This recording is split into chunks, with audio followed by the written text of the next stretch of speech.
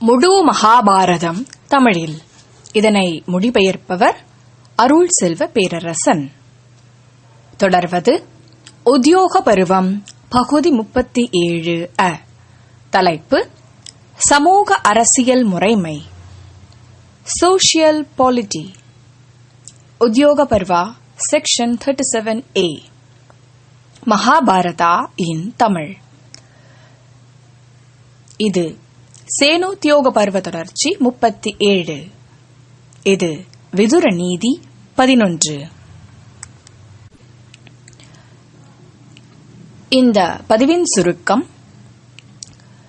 17 வகை மூடர்கள் யார் என்று விதுரன் சொன்னது, அந்தணனை கொன்ற பாவத்தை தரும் குற்றங்கள் குறித்தும், சொர்க்கம் யாரால் வெல்லப்படுகிறது என்றும், பிறருக்கு இனிமையானதை பேசுவது எளிது, ஆனால் இனிமையற்றதாக இருந்தாலும் உண்மையை சொல்வது கடினம் என்றும், எது எதை எது எதற்காக தியாகம் செய்யலாம் என்றும், செல்வத்தை ஏன் பாதுகாக்க வேண்டும் என்றும், சூதாட்டம் எவ்வளவு தீங்கானது என்றும் விதுரன் திருதராஷ்டிரனிடம் சொல்வது.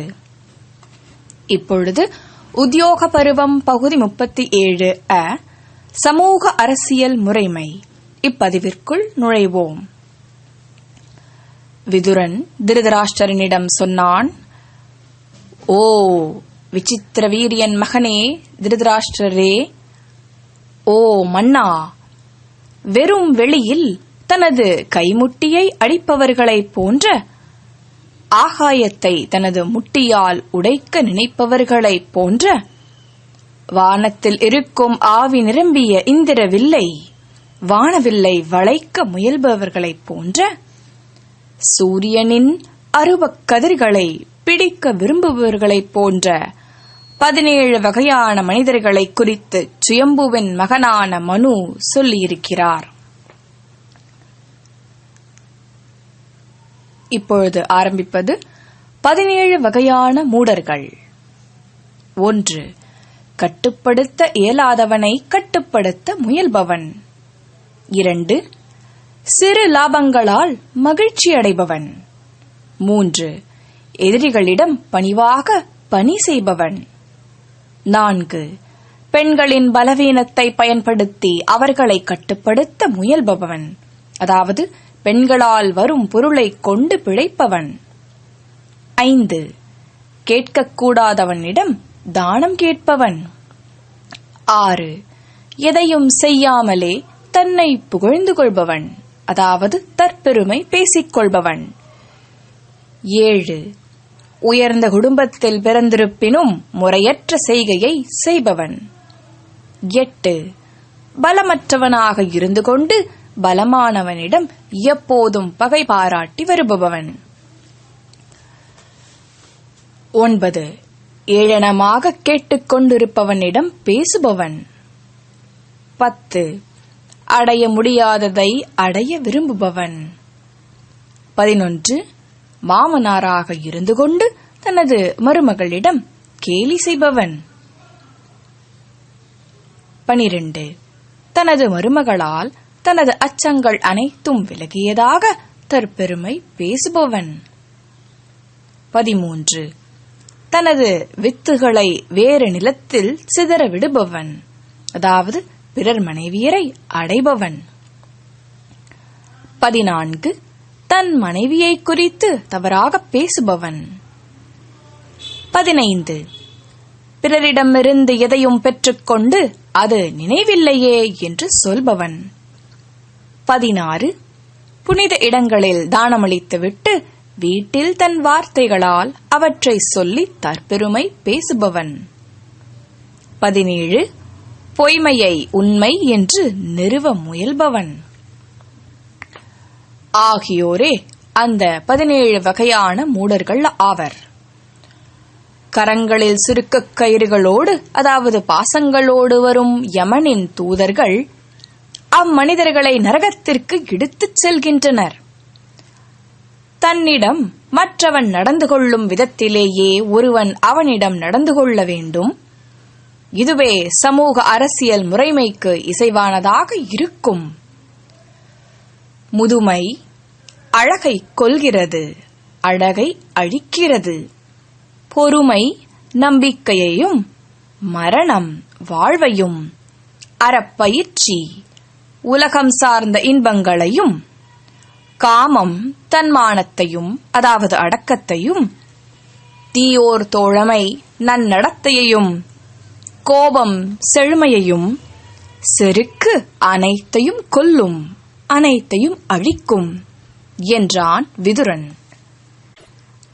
திருதராஷ்டிரன் விதுரனிடம் சொன்னான், 100 ஆண்டுகள் வாழ்நாள் அதாவது ஆயுள் கொண்டவன் என்று மனிதன் வேதங்களில் பேசப்படுகிறான். அப்படி இருக்கையில் என்ன காரணத்தினால் மனிதர்கள் அனைவரும் அந்த குறிப்பிட்ட வயதை அடைவதில்லை, அதாவது 100 வயது வரை வாழ்வதில்லை என்று கேட்டான். அதற்கு விதுரன் திருதராஷ்டிரனிடம் சொன்னான், அதிகமான செருக்கு, அதிகமான பேச்சு, அதிகமாக உண்ணுதல், கோபம், இன்பத்தில் விருப்பம், உட்பகை ஆகிய 6ம் ஓ மன்னா திருதராஷ்டிரரே உயிரினங்களுக்கு ஒதுக்கப்பட்ட காலத்தை ஆயுளை அறுக்கும் 6 கூரிய வாட்களாகும். இவையே மனிதர்களை கொல்கின்றன, மரணமல்ல. இதை அறிந்து அருளப்பட்டிருப்பீராக. அடுத்தது பரிகாரம் தேவைப்படும் தொடர்புகள். ஓ பாரதரே, திருதராஷ்டிரரே, தன்மேல் நம்பிக்கை கொண்ட ஒருவனுடைய மனைவியின் உதவியை நாடுபவன், அதாவது தன்னை நம்பியவனின் மனைவியை அடைபவன், தனது ஆசானின் படுக்கையில் அத்துமீறி நடப்பவன், அதாவது குருவின் மனைவியை அடைபவன், சூத்திர பெண்ணின் கணவனாகவோ மது குடிப்பவனாகவோ உள்ள பிராமணன், அந்தணர்களை நிந்திப்பவன் அல்லது அந்தணர்களுக்கு தலைவனாக ஆகிறவன், அதாவது வேறு வர்ணத்தை சார்ந்தவன், அல்லது அவர்களுக்கு ஆதரவாக இருக்கும் அந்தணர்களின் வாழ்வாதாரங்களாக இருக்கும் நிலங்களை அபகரிப்பவன், தன்னிடம் சரணடைந்தவர்களின் உயிரை எடுப்பவன் ஆகியோர் அனைவரும் அந்தணர்களை கொன்ற பாவத்தை செய்த குற்றவாளிகளாவர். இதுபோன்ற மனிதர்களுடன் தொடர்பு ஏற்பட்டால் பரிகாரம் தேவை என்று வேதங்கள் தீர்மானிக்கின்றன. அடுத்து சொர்க்கம் அடைவதில் வெல்பவர்கள். ஞானிகளின் கற்பித்தல்களை அதாவது போதனைகளை ஏற்றுக்கொள்பவன், அறநெறிகளின் விதிகளை அறிந்தவன், பரந்த மனமுடையவன், அதாவது தானமளிக்கும் தயாளன், முதலில் தேவர்களுக்கும் பித்ருக்களுக்கும் உணவை அர்ப்பணித்த பிறகு உண்பவன், யார் மேலும் பொறாமை கொள்ளாதவன், பிறருக்கு தீங்கை ஏற்படுத்தும் எதையும் செய்ய இயலாதவன், நன்றி, உண்மை, எளிமை, கல்வி ஆகியவற்றுடன் இருப்பவன் ஆகியோர் சொர்க்கத்தை அடைவதில் வெல்கிறார்கள். ஓ மன்னா திருதராஷ்டிரரே, எப்போதுமே இனிமையான வார்த்தைகளை பேசுவோர் பலர் உண்டு. எனினும் இனிமையற்ற ஆனால் மருத்துவ குணம் கொண்ட வார்த்தைகளை பேசுவோரும் கேட்போரும் கிடைப்பதரிது. தனது தலைவனால் ஏற்கத்தக்கது தகாதது எனக் கருதாமல் அறத்தை மட்டுமே அகக்காட்சியில் கண்டு சுவையற்றதாக கசப்பாக இருப்பினும் மருந்தாக இருப்பவற்றைச் சொல்பவன் உண்மையில் அந்த மன்னனுக்கு பலத்தையே சேர்க்கிறான். அடுத்தது தியாகம். ஒரு குடும்பத்துக்காக அதன் உறுப்பினர் ஒருவரை தியாகம் செய்யலாம். ஒரு கிராமத்துக்காக ஒரு குடும்பத்தை தியாகம் செய்யலாம். ஒரு நாட்டுக்காக ஒரு கிராமத்தை தியாகம் செய்யலாம். ஒருவனது ஆன்மாவுக்காக முழு பூமியையும் கூட தியாகம் செய்யலாம். அடுத்தது செல்வத்தை பாதுகாக்க. தனக்கு வருங்காலத்தில் வரக்கூடிய துன்பங்களை நோக்கில் கொண்டு ஒருவன் தனது செல்வத்தை பாதுகாக்க வேண்டும். தனது செல்வத்தைக் கொண்டு ஒருவன் தனது மனைவிகளை பாதுகாக்க வேண்டும். தனது செல்வம் மற்றும் மனைவிகளைக் கொண்டு ஒருவன் தன்னை பாதுகாத்துக் கொள்ள வேண்டும். அடுத்தது சூதாட்டம். சூதாட்டம் சண்டைகளை தூண்டிவிடும் என்பது பழங்காலத்திலிருந்தே காணப்படுகிறது. எனவே ஞானமுள்ள ஒருவன் வேடிக்கைக்காக கூட அதில் அந்த சூதாட்டத்தில் ஈடுபடக்கூடாது. ஓ பிரதீபனின் மகனே திருதராஷ்டிரரே, அந்த சூதாட்டத்தின் போது ஓ மன்னா, நான் உம்மிடம் இது சரியல்ல என்று சொன்னேன்.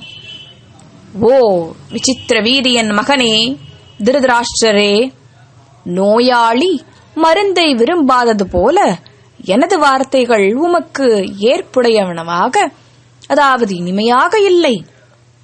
ஓ மன்னா, பல வண்ணத் தொகை கொண்ட மயில்களைப் போல இருக்கும் பாண்டுவின் மகன்களை நீர் வீழ்த்த விரும்புகிறீர். உமது மகன்கள் அனைவருமோ வெறும் காக்கைகளாக இருக்கின்றனர்.